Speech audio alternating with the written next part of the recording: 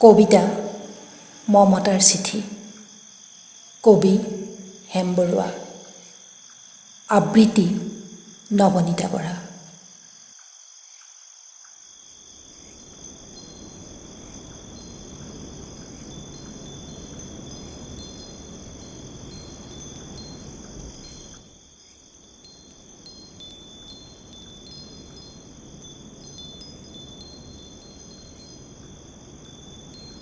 মৰমৰ এয়া মমএডাল জ্বলাই লৈছোঁ আজি বহু দিনৰ মূৰত তোমালৈ চিঠি লিখোঁ বুলি।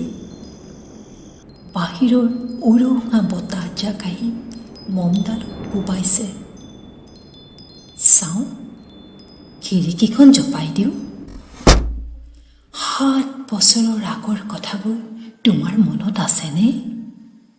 আমি যে নতুন জীৱনৰ পাতনি মেলিছিলোঁ। মোৰ গাত সেই অচিনাকিৰ নিচা বাৰুকৈ লাগিছিল। সিদিনা আছিল কাতিৰ কোমলিসনা কোমল পোৱা। পদূলিত তলসৰা শেৱালিবোৰ উপচি আছিল। আৰু সন্ধিয়া মই তোমালোকৰ ঘৰলৈ নকৈ আহিবৰ দিনা আকাশৰ মেঘৰ মোহনাত হালধীয়া জন্তুৰ নাওখন লৈ আমাক যে ৰিঙিয়াই মাতিছিল তৰাৰ দেশলৈ।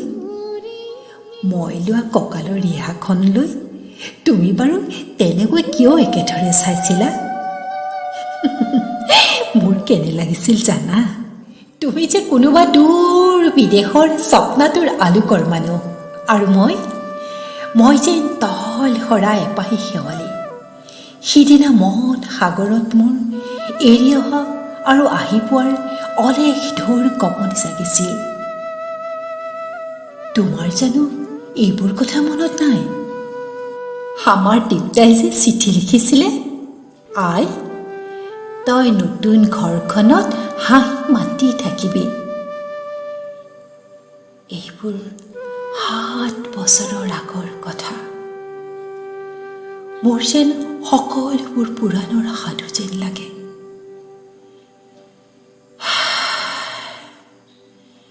জেঠমহীয়া দেউতাৰ বছৰেকীয়া পাৰ হৈ গ'ল।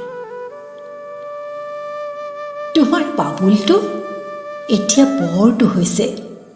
তাৰ ওপৰ পাৰে ডালিম গুটি যেন দাঁত অকণি গজিছে। সি মোক একেবাৰে এৰি নিদিয়ে। কেতিয়াবা মোৰ ইমান খং উঠে। তুমি নাই নহয়, সেইকাৰণে সি বাৰু মোৰ বগা সাজোৰলৈ একেথৰে তথা লাগি চাই থাকে কিয়? তাৰ বজাৰ কৰা এই কাপোৰযোৰ চিনাকি সেইকাৰণে নহয়। বাবুল এতিয়া বৰটো হৈছে বুজিছা, আৰু ডাঙৰ হ'লে স্কুলত তাক নাম লগাই দিম। সেই আঁতৰি থকা সময়খিনি মোৰ যে বুকুখন তেনেই উদং হৈ থাকিব ভাই।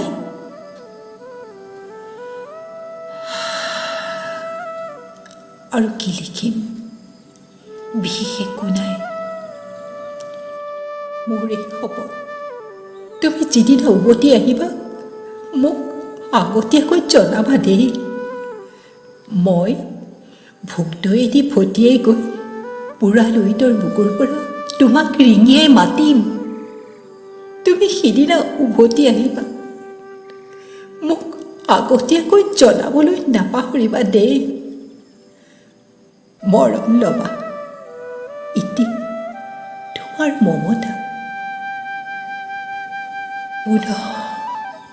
এইবাৰ বুজিছা, মাঘৰ মেজিৰ জুইকুৰা বৰ ৰঙাকৈ জ্বলিছিল।